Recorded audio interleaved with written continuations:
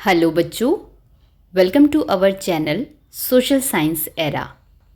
बच्चों, आज हम पार्ट 6 लोकतंत्र के आगे के कुछ महत्वपूर्ण पहलुओं को समझेंगे।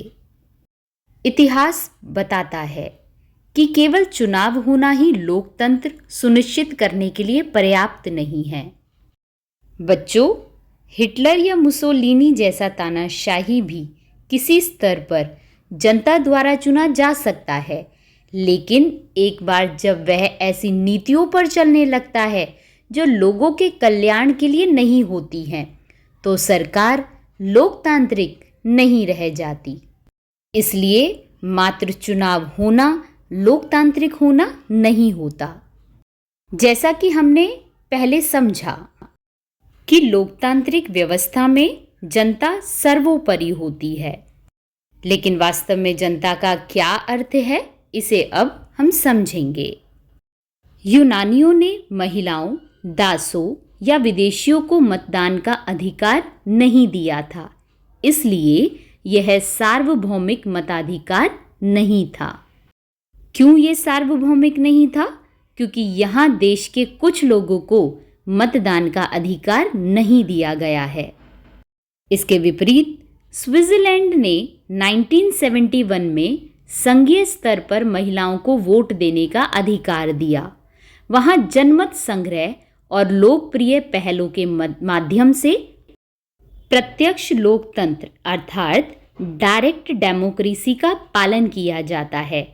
भारत जैसे विशाल और घनी आबादी वाले देश में राष्ट्रीय स्तर पर प्रत्यक्ष लोकतंत्र को अपनाना व्यवहारिक नहीं है।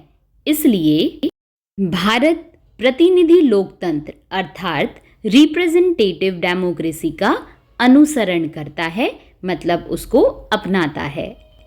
बच्चों, संसदीय लोकतंत्रों में निर्णय आमतौर पर निर्वाचित प्रतिनिधियों के बहुमत द्वारा लिए जाते हैं, जबकि अल्पसंख्यक अधिकारों की सुरक्षा सुनिश्चित की जाती है। प्रत्येक सरकार उन लोगों पर कुछ प्रतिबंध लगाती है जिन्हें चुना जा सकता है।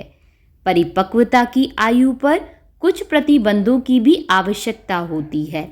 इस प्रकार जनता शब्द में कुछ समूह शामिल नहीं होते हैं, जैसे 18 वर्ष से कम उम्र के लोग या वे लोग जो अपराधी हो सकते हैं।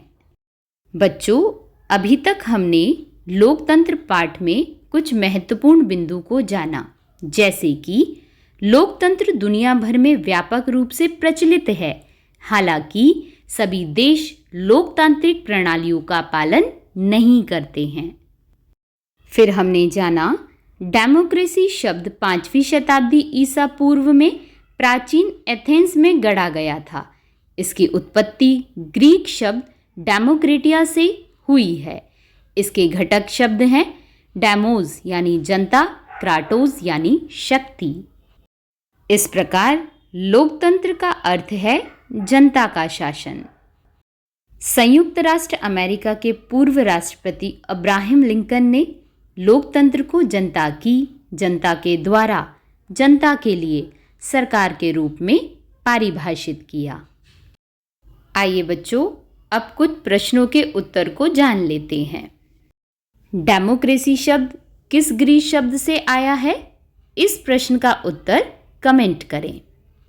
दूसरा, निम्नलिखित में से किसने लोकतंत्र को जनता की, जनता के द्वारा, जनता के लिए सरकार के रूप में परिभाषित किया? इसका भी उत्तर आप कमेंट करें। और तीसरे प्रश्न का उत्तर मैं आप सबको बता देती हूँ। प्रत्यक्ष लोकतंत्र क्या है? ऐसी प्रणाली जहां नागरिक बिना किसी प्रतिनिधि के सीधे निर्णय लेने की प्रक्रिया और नीति में भाग लेते हैं, जैसे स्विट्जरलैंड में। बच्चों, अब हम समझेंगे भारत में लोकतंत्र की जड़ें। भारत में लोकतांत्रिक प्रथाओं का एक लंबा इतिहास है, जो दुनिया भर में आधुनिक लोकतंत्रों के उदय से बहुत पहले विकसित हुआ था। इन शुरुआती परंपराओं ने भागीदारी, परामर्श और सामूहिक निर्णय लेने जैसे विचारों की नींव रखी, जो वर्तमान भारतीय लोकतंत्र को आकार देना, जारी रखते हैं। वैदिक समाज में कुछ परामर्शदात्री विशेषताएं दिखाई देती थीं। हालांकि यह आधुनिक अर्थों में लोकतांत्रिक नहीं था। वे साझा निर्णय लेने और शासन में लोगों की सक्रिय भागीदारी में विश्वास करते थे। कुलों में पंचायत और समिति जैसी संस्थाएं शुरुआती लोकतांत्रिक निकायों के रूप में कार्य करती थी, जहां शक्ति जनता में निहित थी। अधिकार केंद्रीकृत नहीं थे और ना ही वंशानुगत थे, बल्कि भागीदारी वाली सरकार पर आधारित थे। मानवता का भाईचारा, जो वसुधैव कुटुंबकम के सिद्धांत के माध्यम से व्यक्त किया गया था, जिसका अर्थ है कि दुनिया एक परिवार है, ने आर्य लोकतंत्र की नैतिक नींव बनाई।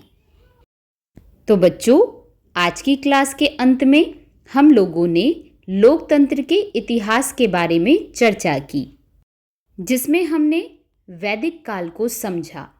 वैदिक काल को और आगे समझने के लिए चैनल के साथ जुड़े रहें। धन्यवाद।